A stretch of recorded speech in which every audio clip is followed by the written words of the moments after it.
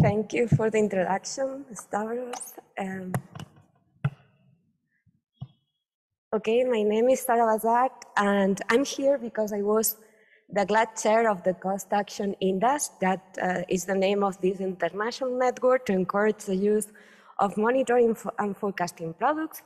When I did my chairing, I was based at BSC, which is the Barcelona Supercomputing Center, that was the grant holder of this action. But now, since this year, I moved to WMO.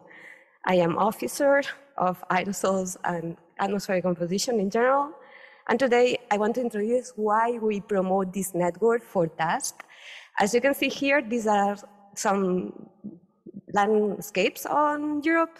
And you can see here that when we think about dust, we have to think also on the impacts. You can see in Switzerland, the snow was covered by this reddish color. This affects the tourism, for example. In Almeria, in Spain, there were these incredible sun and dust storm that was hitting very strongly the south of Spain, and the car washing business was really glad. Then you have extreme events also in Turkey, also remote areas like Paris in France, or Tenerife was hit by a strong event that was collapsing the airports during 6 hours and was having like 700 cancellations in one day. Then, considering that aerosols is more than science, we promote this network because we were worried about the impacts. You know, the impacts are beyond the weather, climate, and the ecosystems. It's going to economy, life, health, and infrastructures. Then our objective was really to understand the user needs in risky sun and dust storms environments for the development of tailored products. And you can see the nice leaflet that we produce inside the cost action. One of the things that you can keep in mind in your new cost HARMONIA action. And this is the number of countries that was in the InDUST action when we start. That was November 2017. Also, we have our first, you cannot see that is, our first meeting in Barcelona. It was in March 2018. There are some faces that you can see also in this room. And we were starting with about 70 people, which was okay. And after 2 years, this is the kind of amount of trips that we granted between workshops, management committee meetings, grants, and yeah, it was just 2 years after the starting of the action, and then COVID appears in our life. But this was not stopping us. We were organizing many online activities, but you can see that, yeah, there were a lot of movement between the network. And at the end, we gathered more than 300 participants around Europe, but not just Europe. Our network was at the end extended to Asia, America, and Africa. And as you can see here, also some international organizations as WMO or the ECNWF or WHO was also involved in our discussions on the materials that we produce or even the activities that we proposed. And what was our core thing, the core activity that we promote at cost action level? The user engagement. Why? Because we need to identify potential users and to enroll them into the process to design these tailored products. And basically also the users will help on this identification of the impacts that we want to assess, and also to propose ideas for the risk mitigation. Then we need to have this conversation with users to understand their needs and also to propose some solutions. This was our motivation. And this is the kind of things that we were doing to increase our engagement. We were going for taking the interest on the topic to the people that doesn't know anything about dust. We create workshops, meetings, also dissemination materials that are videos, leaflets, roll-ups. All of these materials are available in the website. And also we were designing the materials thinking on the users that we want to gather, meaning that it was stakeholders, decision makers, not scientists in any case, people from the aviation sector or engineers that are working in solar plants. Then the materials were totally tackled to this audience. And also we were promoting the webinars that some of you were telling me during the coffee break that you were followers, glad to listen because it was one of the activities that we promote during the COVID. And it was really interesting to see how was the interest of the people. We were covering all the aspects related with dust beyond the science. It was also how we can communicate, how we can connect with other communities. There were people from the health sector, from the aviation sector, from the solar, and you can find all these webinars in our website. But also we promote these interviews, videos with the grants that we're mobilizing during the grant and explain their experiences. Then is a way also that you can engage young people in this type of community. But also we have our special issue that Stelios is our editor. Still is alive, and we have more than 20 publications in this Copernicus journal, and more are coming. And this one of our community papers, it was this March 2018 study case. It was finally published in Student last year. And basically, we were focusing to really assess the economic impact of one event in one specific region during one single event that was 3 hours time. Our estimation was loaded banded, and it was about 4 million euros of losses considering solar energy, airports, and health. And also we have our dust catalog. This was a very nice exercise. We involved researchers from observations, for models, and we put this catalog with all the products that are available now for assess dust in the atmosphere. And also there is a special section on dust modeling, which is super nice. And also now we have also marine environments with the pollutions. I have to say that we need to update a little bit this catalog because no one was taking care in the last year, but that still is valid and you can find a lot of information. And also we did a lot of work with UN and European Commission agencies and initiatives. We were in touch with the most driven data policy agencies like FAIRMO, that is a reference initiative of the European Commission for Air Quality. SCAPADIM is working in Asia, UNEP, Environment, UNCCD, which is the United Nations Agency for Desertification, WHO, that in the last air quality guidelines incorporates a section on methodologies for assess dust impacts on health. Also, of course, WMO with SDS WOS, which is the research program on sun and dust storms at WMO. And of course, all the work that the UN Coalition for Combating Sun and Dust Storms are promoting that involve more than 15 United Nations agencies. Here in the bottom, you can see the kind of exercise that, or deliverables that we coordinate with different United Nations agencies, like the assessment on oceans, or the sun and dust storm risk assessment in Asia Pacific, or even the source map that you can find in the UNCCD website.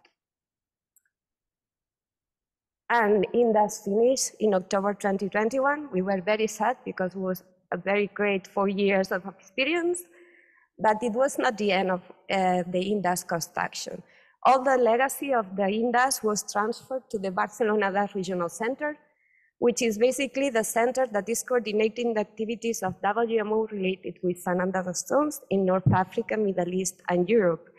And thanks to the work that we did inside InDUST, user communities are now involved in our activities. We are now having users that provide us feedback, and we can create better products that you can find in the website. The website was redesigned during the cost action. In fact, the network was contributing to the redesign of this website. And currently the website has more than 10,000 visits per month, but also we increased the number of followers of its Twitter account with 500 followers in the last year, which is now is a total of 4,000 followers in the Twitter of the DAS Barcelona. Just for giving you an idea of the impact and the interest of the people.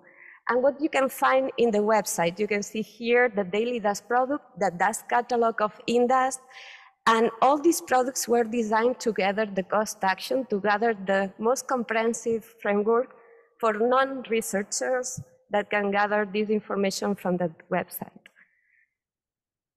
And moving to my new position and the aerosols in general, I want to introduce WMO and what we are doing on the framework of aerosols.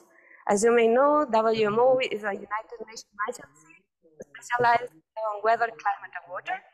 It is almost 200 members, meaning countries, and the headquarters is in Geneva. We are working with more than 300,000 experts around the world, and is one of the co-founders of inside the research, in which there is this global atmosphere watch. Is the program that searches to advance and enhance science, services, and infrastructure related to atmospheric composition, and to support policies for society through applied research, aiming at improving the understanding of the roles of aerosols, reactive gases, stratospheric ozone and greenhouse gases, and their interactions with the system. Basically, you have to understand that the framework of work is to identify the societal needs. And as you can see here, that sun and dust storms is one of them. But now we have wildfires, air pollution, different components of the atmosphere that are getting more and more interest for us. And we are working in a framework of work that we have experts on observations, experts on modeling, also experts in peer research that can provide feedback to these experts and to provide some outcomes that will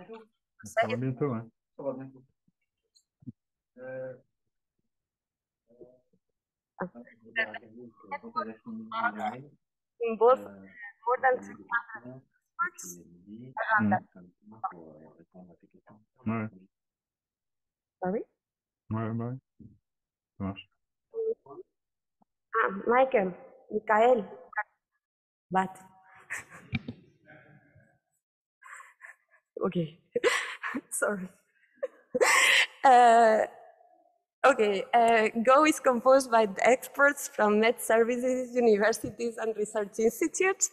And with this framework of work, we have the most state-of-the-art knowledge about any topic related with atmospheric composition and air quality. Now, one of the core pillars of the activities of GO is the observations. As you can see here, this is the extension of the network. We are having, I think that, yeah. We are having a station that measures more than 200 different parameters. The important thing in these GO activities is the intercomparisons, which is one of the activities that you are proposing, the measurement guidelines of best practice technical reports, and also we are having all the information in world data centers that, of course, is open access. Then all the people can gather this data and be used for any kind of purpose. Also, we are working a lot in the integration concept. When we don't have observations, we need to fill the gaps, and we can use different type of networks like national air quality networks, the new paradigm that is coming up that is low-cost sensors, but also satellites. Integration is not so easy. Then when we talk about adding information, we have to take care that all the information will be harmonized, standardized, and the best high quality that we can provide to the users. And related with forecasting, here you can see in the map the different model intercomparisons that we are handling now related with sun and dust storms, wildfires, and air quality. But also we have more than 700 monitoring stations, more than 10, let's say 13 central facilities. And all this information is open and you can gather through the WMO website. And also we are promoting that these research centers will become operational, recognized by WMO. At the moment, there are 2 centers, Beijing and Barcelona, that are providing operational dust forecast for the regions that they are covered.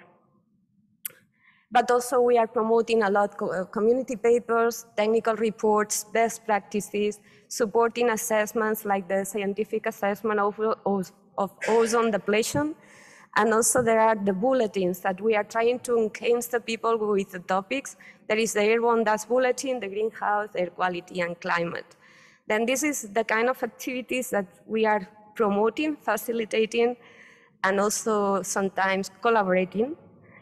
And with that, just I want to do some final remarks that of course are related with dust, because dust plays a significant role, not just in weather, climate, and atmospheric chemistry, also represents a serious hazard for society. We need to understand, manage, and mitigate the risk, and this means cross-disciplinary activities and cross-disciplinary actions. And even in dust focus to build a community of researchers and users, we need to also continue supporting the development of services, not just for dust, there's also other aerosols that are coming up more and more important, like wildfires or air quality. And the WMO Barcelona Dust Regional Center was our core downstream tool to promote all our activities, and you can find all the products of InDUST and workshops and outcomes of InDUST in this nice website. And with that, just I want to thank to all the community that was around InDUST. You were super active, you were super positive and active. It was an amazing experience for me. And also my core group, Stelios, Vasilis, Pavla, you see there are some familiar faces here. And also all the support that we had from the SDSWOS, from the external partners from NASA, EUMETSAT, Actris, or Copernicus, and probably more people that I don't remember now to mention, but you know that I love all of you. And with that, just remember that I changed my email. Don't use anymore the BSC account, please. And thank you.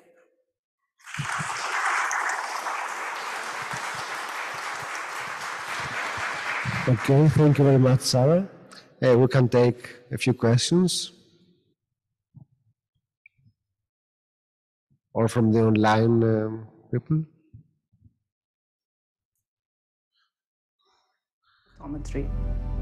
Join the action, join the newsletter. Follow us on social media for news and announcement.